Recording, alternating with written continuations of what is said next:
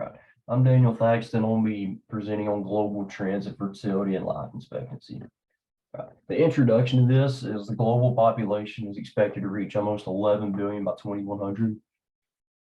And while fertility is declining, the population is also increasing. And with the population increasing, the life expectancy is expected to rise as well.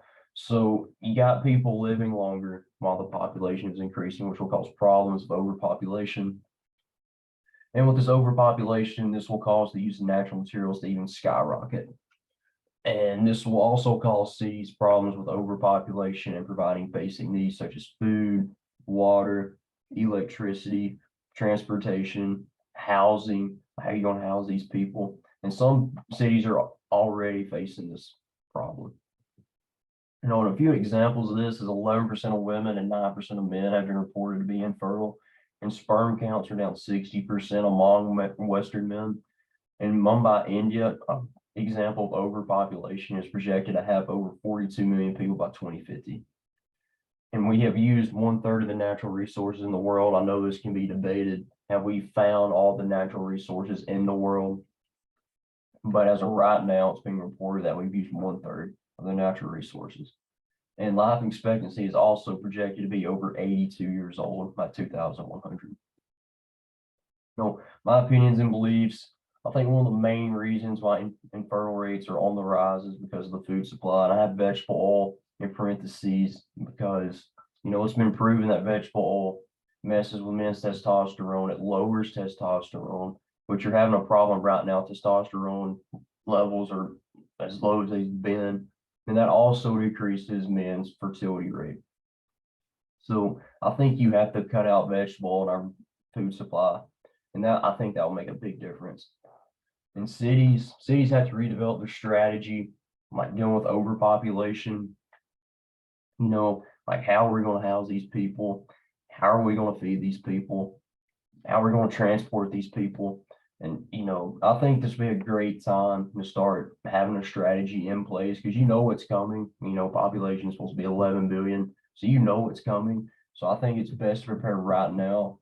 So when that problem hits, you'll be prepared for it.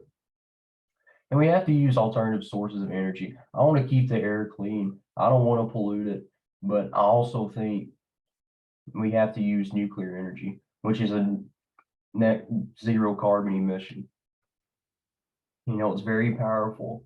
It can go all over America. And I think the reason why it hasn't been pushed is that I think people are kind of scared because of the problem you had in Pennsylvania and Chernobyl. But, this is America. We have such high standards. And I think it could be really useful here instead of, solar and wind turbines.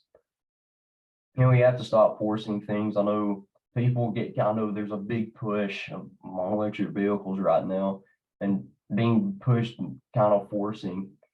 And I think that turns a lot of people off. And, in this day and age, people really don't have 60 to 90 grand to go out and buy a new vehicle. And while they charge it, their electricity rates are going up, their bills are going up. So they really don't have the money for that. I just think we have to stop forcing that because I don't think we're there yet with electrical vehicles. In conclusion, I think a lot of the problems are overblown that we see on TV and the media. And we have to change what goes into our food supply. Like you got to cut out the seed oils and the artificial dyes. I think that's a big problem. And I think that can really help us if we change what goes into our food supply. And we have to come together to solve our problems. We can't bash one another because we have a difference of opinion. We have to find common ground and just figure out how can we solve these problems. And humans will adapt to changes. Humans have always adapted. We've adapted with COVID. We went from working 5 days a week, and now people are working 1 day a week at the office and 4 days at home. So humans will adapt to it, and I just hope this was informational. That's the end of it. Hopefully this was beneficial, and just thank you for your time.